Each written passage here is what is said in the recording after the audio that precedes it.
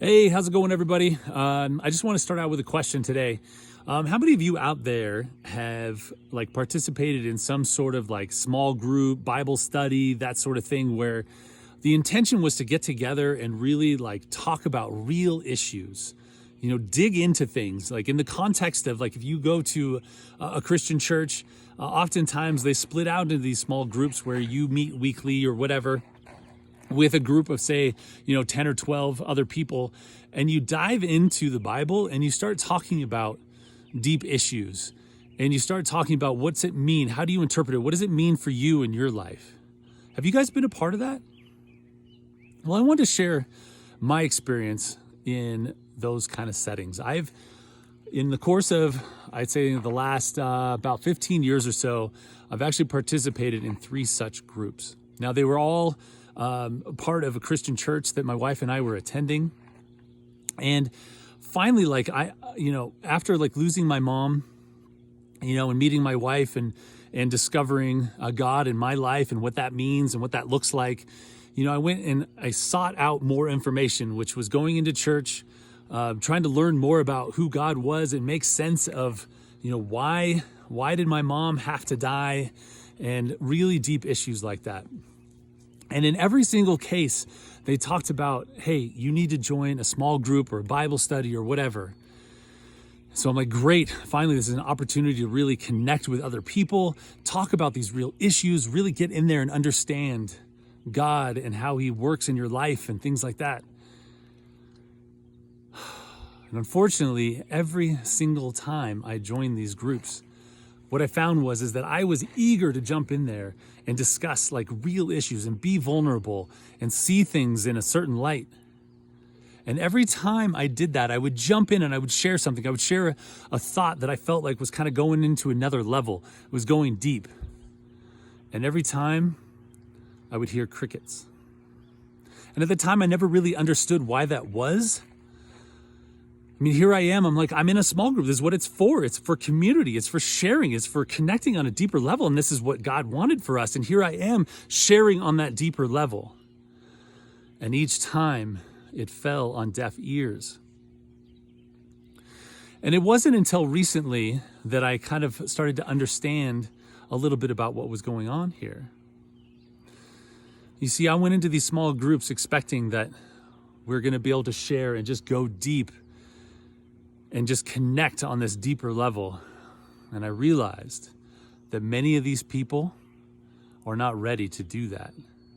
They're living at the surface. They're living at the surface of the scripture, and they're not really ready or willing to go deep.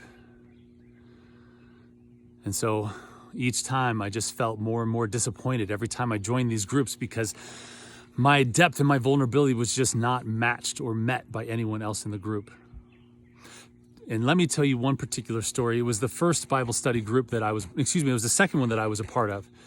We had just recently moved to Louisville, Kentucky. This is part of the Bible Belt of the United States. And so I figure, here's the place to really dive deep into my religion or my spirituality. And so here we were in a group with about a dozen people. Many of them were actually going to a seminary in the Louisville area, training to basically be ministers. And at this time, I was starting to doubt my faith in God, but I felt like if ever there was a place to say this, to communicate this, to feel like I could say this without being judged, it was in this small group where we were here to hold each other up, to support each other, to help each other work through it. And so I shared something to the effect that it was I was having doubts, but I wanted to talk about it. And no one in the group at the time really wanted to talk. They didn't want to go deep. They didn't want to explore what I meant or ask questions. Instead, afterwards, everyone left except for this married couple. And the husband was going to the seminary. He was training to be a minister. And the first thing that he says to me is he pulls out his Bible. He opens up to a verse. He reads it and says, based on this scripture and what you said tonight in our Bible study, you are not a Christian. At that moment, when I'm calling out for help, I'm calling out for guidance, I'm calling out for support, not only did it make my wife upset and worried, but it did nothing to help cure this doubt that I had, or attempt to help me talk through it or work through it. Instead, it damaged where I was at in my faith. Now I know today that that guy had really good intentions. He was doing the best that he knew that he could do. But today I say, if you can't challenge your own faith, if you can't ask questions, if you can't doubt, then what's the point in seeking this God?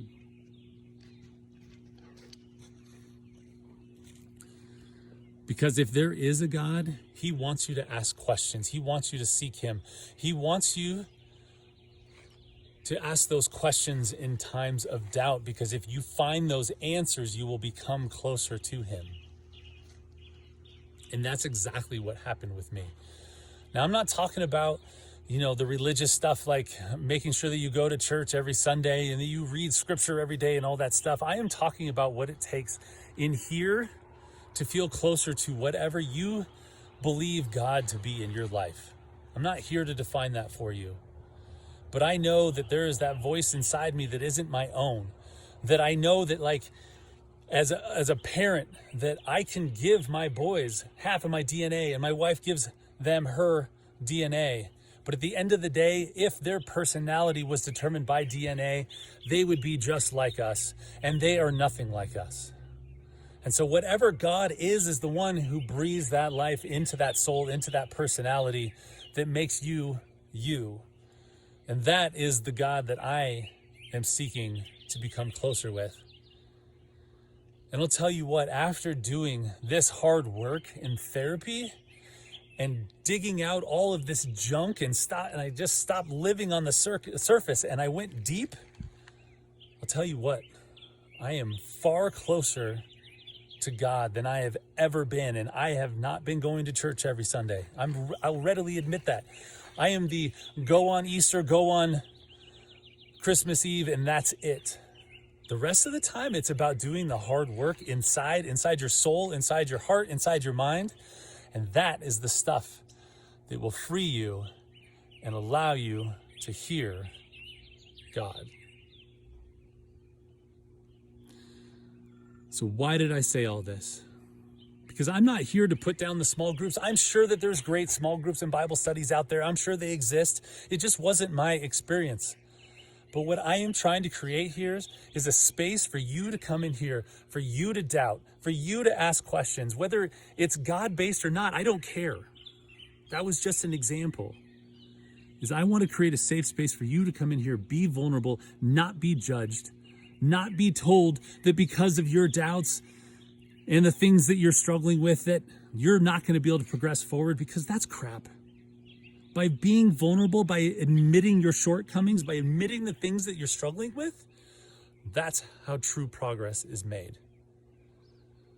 So that, my friends, is what I'm trying to create here. I'm trying to create that space, and I'm trying to start that conversation with you.